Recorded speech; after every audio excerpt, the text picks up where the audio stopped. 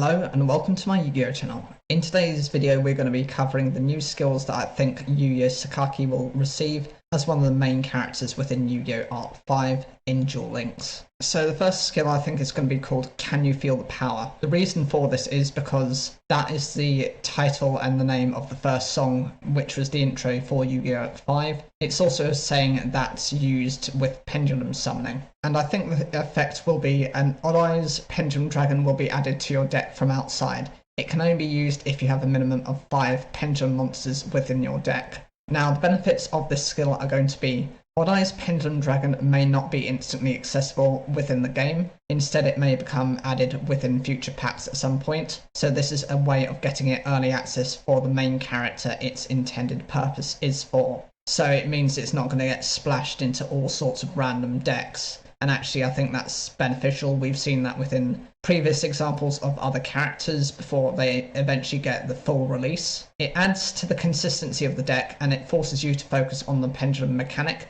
instead of being randomly splashed into any type of deck. Like I said, that's the main purpose of it. You don't want it being randomly added into things and then for certain decks to become broken just because they've added one random card that seems to be amazing for that deck. And the last benefit is Odd Eyes Pendulum Dragon is a good searcher for pendulum cards, and since it's Yuya's signature card, it makes the most sense to have. In terms of the problems of this skill, it does limit the type of decks you can run if you have to purely rely on pendulum monsters, especially when you have a limited selection of them to begin with. Like I said, the problem is when you first go into Yu-Gi-Oh! Arc 5, there are going to be limitations on the number of pendulum monsters they come up with, and they're not going to give you the insanely broken ones to start off with. Well, I would hope they wouldn't, but you never know the direction Konami likes to go into. Another issue is its predictable skill, which an opponent can understand, as opposed to hidden abilities which they cannot counter so easily. For example, with some of the other characters, since they'll have multiple types of skills, you don't know what your opponent's actually going to be running, whereas with this, you can guarantee they're running a certain type of pendulum deck. And lastly, Odd Eyes Pendulum Dragon has a basic monster effect to simply do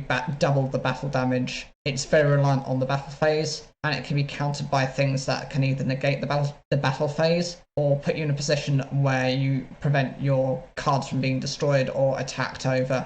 The next skill I was considering is called Time and Star. The effect would be after taking 1,500 points of damage, you can add either one Time Gazer or Stargazer Magician from your deck to your hand. So the benefits of this skill, it enables reliable drawing of one of Yuya's key monsters to help promote pendulum summoning. If you remember back in the first episodes of Yu-Gi-Oh! Arc 5, you ended up having both of those monsters as well as Odd Eyes Pendulum Dragon be the main pendulum monsters before he started adding to the pool of those monsters. Each of them has their own abilities and are actually useful in different ways outside of just their pendulum scales. For example, Time Gazer can negate the effects of trap cards, and Stargazer can negate the effects of spell cards once per turn, preventing your opponent from developing significant advantage. It's a good way of countering individual strategies, depending on what your opponent is running. If they're running very trap heavy, you're obviously going to have the benefit of maybe the Time Gazer versus if they're very spell reliant for the Stargazer. And lastly, it says it stays true to Yuya's main strategy, as these are some of his first pendulum monsters. And the disadvantages of this skill would be it's predictable as an ability and it will attempt to get rid of these cards by your opponent before they can be used, or to defeat you before you can actually activate this skill.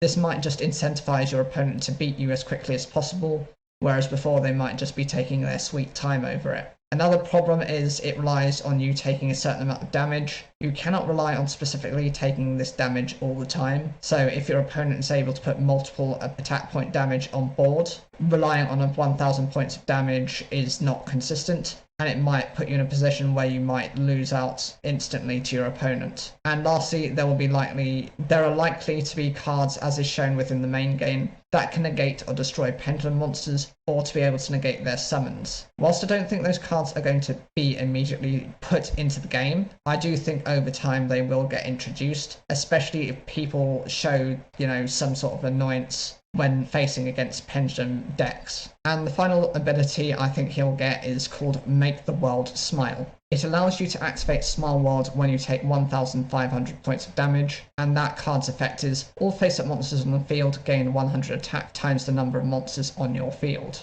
The benefits: it can boost your monster's attack points up by 600 at a maximum, assuming you and your opponent have 3 monsters each on your field. It adds to the total amount of damage you could potentially do, and it can overthrow some of your opponent's stronger monsters. The disadvantages: it boosts both sides of the monster's attack, meaning you both get the benefit, you and your opponent. Damage is not added unless your opponent's monsters are in defense mode. So for example, if yours and your opponent's gain attack points, it's not going to matter if they're in defense mode because you're taking into account their defense position monsters' defense points, not their attack points. So you can boost them up by 2,000 and it wouldn't make a difference. And also it's very restrictive versus equip spells, which typically only benefit yourself or at least disadvantage your opponent. Examples include Power of the Guardian. Which of these 3 skills would you be interested in seeing? For me personally, I love the Time and Star ability. I think it would actually be very good for them to introduce those, considering they're the first Pendulum monsters that Yuya Sakaki used. I would like least probably the Make the World Smile ability, just because as a skill it's very simplistic, but I'm assuming because it's a starting character and you're just going to be starting off with his effects that we're not going to get anything